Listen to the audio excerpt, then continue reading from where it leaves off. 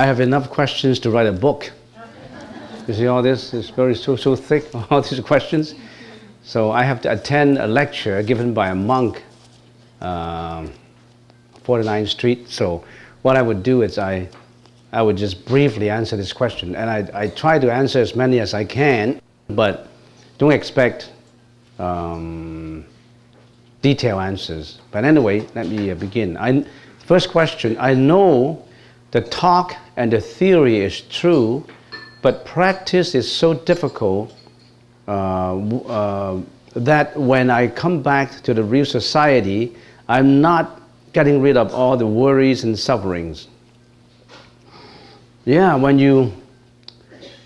to talk about it, the theory is very high sounding. The Four Noble Truths, the Eightfold Path, the Four Contemplations, Sunyata, Impermanence, Transience, all this doctrine of emptiness. It's good to talk about it. But when you walk out from the meditation hall, when you walk into the temple, you still have to confront the society, and the society is so complicated with a lot of hypocrisies, with a lot of people who may be against you and all that. So you cannot get rid of all the worries and sufferings. Yeah, it's natural.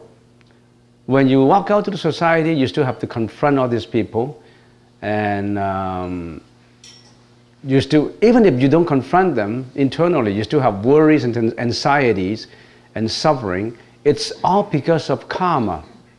You have your own karma. Everybody has his karma. You have your karma to serve. To some people, if the ocean of karma in their mind is purer than yours, he would be able to confront the society with a different perspective. So let's look at it in this way. Everybody has different destiny, and that destiny is because of the karma he or she has created for himself.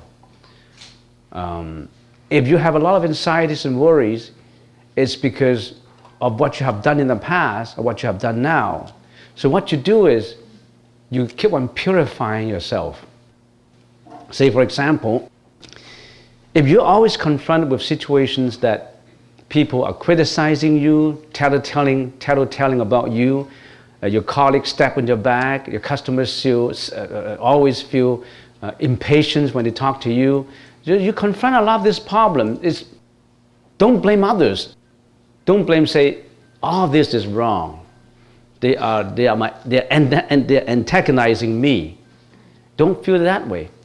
You have to feel that I have my own karma. I'm confronted with this. It's not without any reason. Nothing comes without a cause. There must be a cause and an effect. So what you do is you improve yourself first. You mind your behavior, you mind your speech, you mind your thought, your thinking. So improve yourself. When you improve yourself, then you're psychologically, mentally, you are prepared to accommodate and tolerate more about other people's ambiguities and other people's confrontations. If you try to attempt to change others, you may not be successful. It's more difficult. If you attempt to correct yourself, to reform yourself first, that's the starting point. If you start to improve yourself, other people may see your improvement. And it's easy to have a lot of grudges on what you think is unfair practices to you. Maybe those are the grudges that you have built up because of your habitual mind that build up all this impure energy in you that you are not accommodating. So there's so many reasons for not being able to get rid of worries and anxieties. And If you want to identify them, it's not easy. But if you want to improve your behavior first, it's easier that way because you're improving yourself, you're accommodating yourself, you're making your mind more accommodating to changes. I think that's the first way to go. So in other words, purifying yourself. And you are doing it now if you come regularly for meditation, if you're practicing the 6 prajna paramitas. What are the 6 prajna paramitas? The first one is generosity. Are you generous or you're not? You're stingy, you're selfish, and you're expecting other people to be generous to you. So are you generous? Are you giving? Or you're just receiving? You're just complaining? So you have to study the 6 prajna paramita. First, generosity, giving. Are you always aimed at receiving? You want a higher pay? You want less efforts to be given by you? You want your family members to be more contributive to the family? You want family members to treat you with tender loving care, whereas you don't care? So, are you considering all this? First, so this question, we can go on and on and on. As I said, we can write half a book about these questions. But this is a good question. So why don't we narrow the question down to say, improve yourself to make yourself more accommodating. Improve your inner world. Don't look for the outside. You look for other people to change, to adjust to you. Why don't you adjust yourself to others? Adjust yourself to the surrounding, rather than changing the surrounding to adjust yourself. Is it possible to change the surrounding to adjust to yourself? Is it possible? It's almost like impossible. Even if you're the king of a kingdom, I order all my citizens to be receptive to me. Is it possible? Even the king can do it, because then there will be revolutions. There will be people, descendants against you. Politically, you're at a loss. So even the king can change other people's behavior. Why don't we change yourself first? Work at your inner self. Try to improve yourself. And by improving yourself, how do you improve yourself? The Buddha expressed many, many ways. And one of the many ways to improve yourself is, of course, the 6 paramitas. Liu, Du, Bo, Lo, Mi. What are these 6? Generosity. Morality. Do you upkeep your morality? Forbearance. Are you accommodating, enduring? Do you have patience? You yourself don't have patience, and you expect other people to have patience? Do you have regular meetings with your children?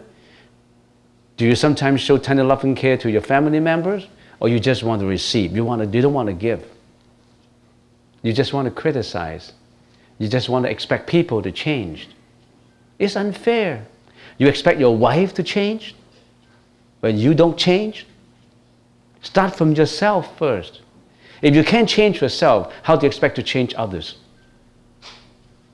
So, the first one is generosity, the second is morality, the third is forbearance. The fifth is diligence. Do you work hard enough to change yourself? Or you just do it in a haphazard way? I change myself every Saturday when I come for meditation. When I cross my leg, I'm starting to change myself. When I go out to the road, I start to yell. I start to drive like crazy. Do you do it like that? So do you work with diligence? Are you hardworking enough? So diligence. You expect your boss to pay you $100 per hour, whereas you put in your efforts is only worth about $10 an hour. You expect to be paid more than you deserve. There's always a contradiction between the employer and the employee. There always seems to be this antagonistic attitude between them. One wants more from the others. The other wants to work less and get more. So I'm still on the first question. What am I going to do?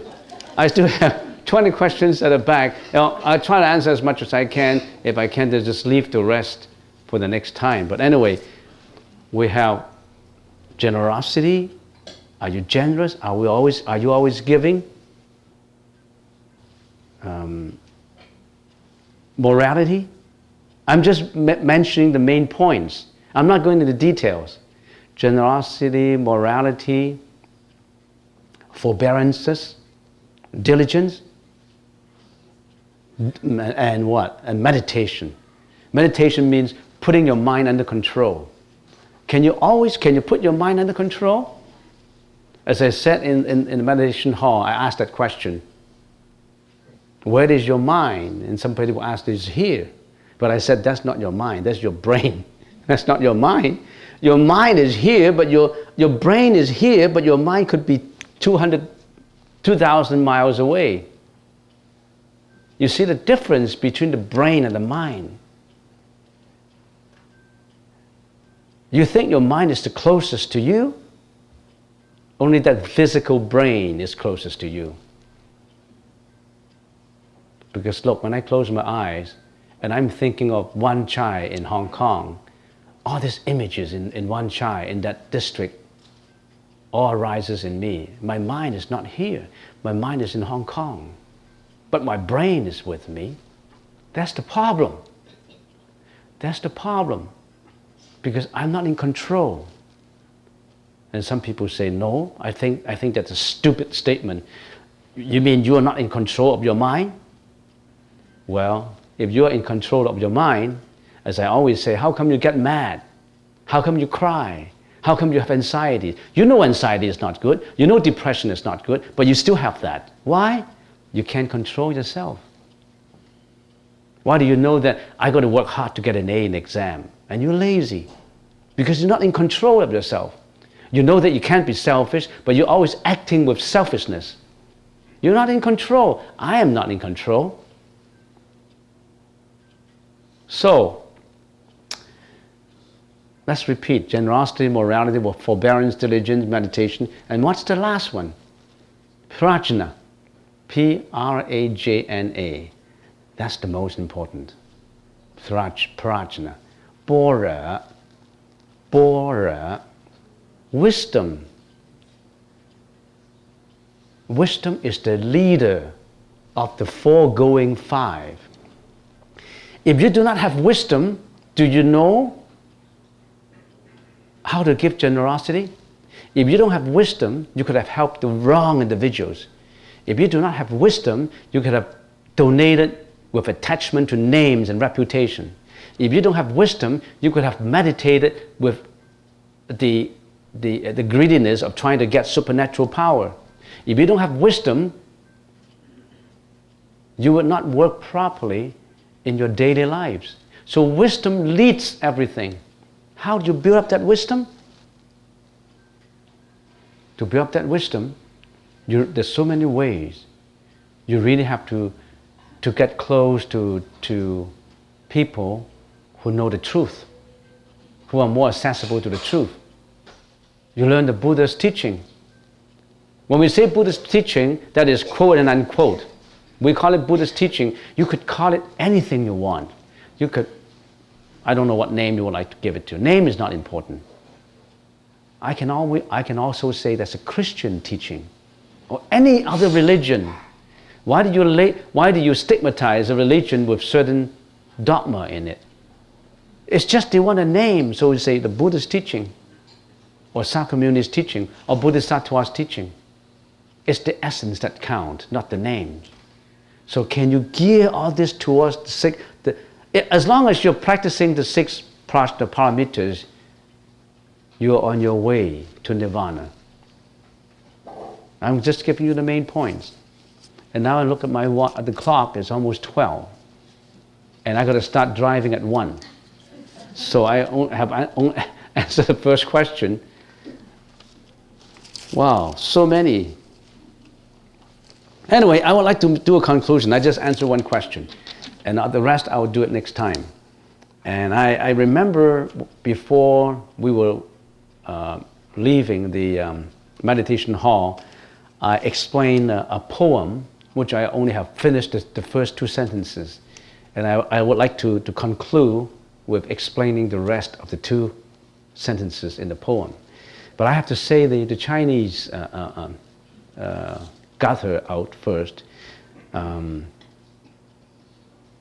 一日无常道, one day death arrives.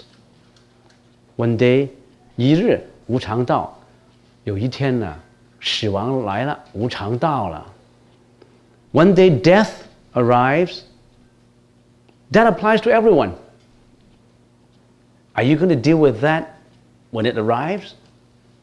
Why did the Buddha become a monk, first of all? Buddha was a prince in India, and he was able to enjoy the luxuries of life. Actually, the king, his father, wanted to have him enjoy the luxuries of life in the palace. The king didn't want him to go out because the king knew that if his son went out to the temporal world, he may see a lot of inequalities that he would become a monk. So the king wanted to keep him in the palace, enjoying all the luxuries of life. But one day he was able to get out of the palace, and he saw the four phenomena. What are these four phenomena? He saw the phenomenon of aging. He saw an old man with a crutch, hunchback, very fragile and old and weak and feeble. It says aging. That's the suffering of aging. Can we all get away from suffering of aging? No. You may be young and you don't know about aging now, but I start to know about it. When you get older, it's like your car. Bits and pieces here start to fail. The functionality start to fail. You go more often to see the doctor. It's aging. And then the Buddha also, and then Sakyamuni, at that time he was not the Buddha yet, he was Siddhartha Gautama. And Siddhartha Gautama saw another appearance, another phenomenon. That's death. He saw a funeral. A corpse was burning on a raft on the Ganges River. The corpse was on fire and it was pushed out to the water and let it burn. That's death, the burning of a corpse.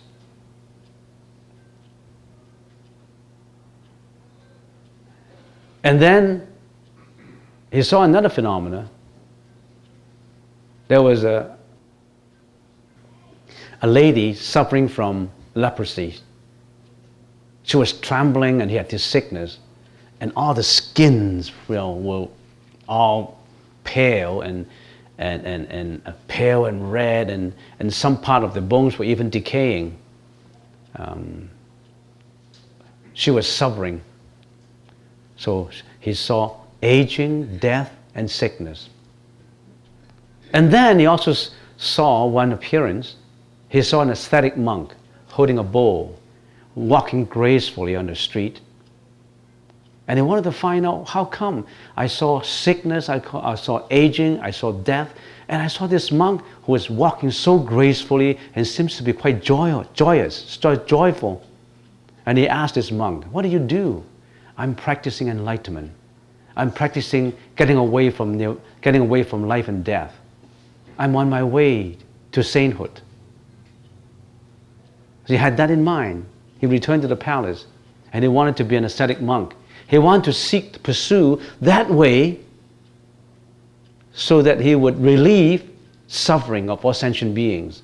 He would relieve suffering not only of himself, he would relieve suffering of all sentient beings, to be away from death, to be away from sickness, to be away from aging. So he got away from the palace. He went into the wood to practice. He followed a lot of teachers, and finally, after 8 years, he became successful and enlightened and became the Buddha. He found a way, the way of nirvana, the way of eternity, the way of getting rid of ego and getting beyond life and death. No more life and death, no more suffering. And he introduced his teaching to the world, which lasts 2,600 years. That's all in the sutras that we have. He didn't claim himself to be a god. He claimed himself to be a teacher, A teacher who can teach people to be away from suffering, to be permanently in that eternity, to be in nirvana. So, what am I talking about? I'm talking about this poem. One day, death arrives. 一日无常到. One day, death arrives. Don't wait until death arrives. Do something now. You have to practice now. 方知梦里人. Then you know life is but a dream. One day death arrives. You didn't know before. Now you've got death. It's too late. You don't wait until death to practice. It's just like the aquarium of water and the fish. The water is evaporating and sinking. And the fish there is comfortable. Sooner or later, there will be no water in the tank and he'll be confronting death. But we as laymen, as temporal individuals, we just go about battering our body and mind. We carry our body all around looking for betterment, nourishment of the blood and the flesh. We work every day, we're greedy, we fight, we get reputation, we want wealth, we want a house, we want luxuries. We're fighting just to maintain this fictitious body, which lasts at the most 100 years. And we feel comfortable in it. This is our comfort zone, our body. We feel comfortable. We want to fight more to keep this body. But this body is nothing but a living bag of skin, a traveling bag of our existence. Our body, our skin, is just a traveling bag. Have you carried a traveling bag? It's just you travel all over the place with this skin, with this skeleton, and you love it so much. But one day it would betray you. One day it would go, and you get into another loop of reincarnation. So 一日无常到，放之梦里人，万般带不去。Nothing you can bring with you. When you die, can you bring your bank account with you? Can you bring your house? Can you bring your beautiful wife? Your beautiful wife will say, get out, I'm not going to follow you. I'm still living. I'll get another husband. 万般带不去, nothing you can bring with you. Not your bank account. You can't even bring your own body with you. 唯有业随身. Only karma you bring with you. What karma? You got to know what karma is. Is karma just bad karma? Sometimes you do good deeds, you bring good karma too. Karma has three natures: good, bad, and neutral. If you do just good karma, you go heavens, you enjoy happiness. If you do just bad karma, you go down to hell. If you're just in between, you may be in animals, you may be in humans. You go your way because of what you do. I'm going to give you a conclusion now. I still remember that film that I saw many, many years ago. Ghosts, Patrick Swayze, Demi Moore. In the last scene, what did Sam say? I still remember. That story is about Sam who passed away and is following Molly in the whole plot. Of course, it's a very interesting plot. And then finally, Sam appeared in the last scene in front of Molly. And what did he say? He said, Molly, it's amazing, the love you can bring with you. What is that love? That's karma. You bring with you the love. You bring with you the hatred. You bring with you what you have done in your lifetime. What do you prefer to bring with you? It's your choice.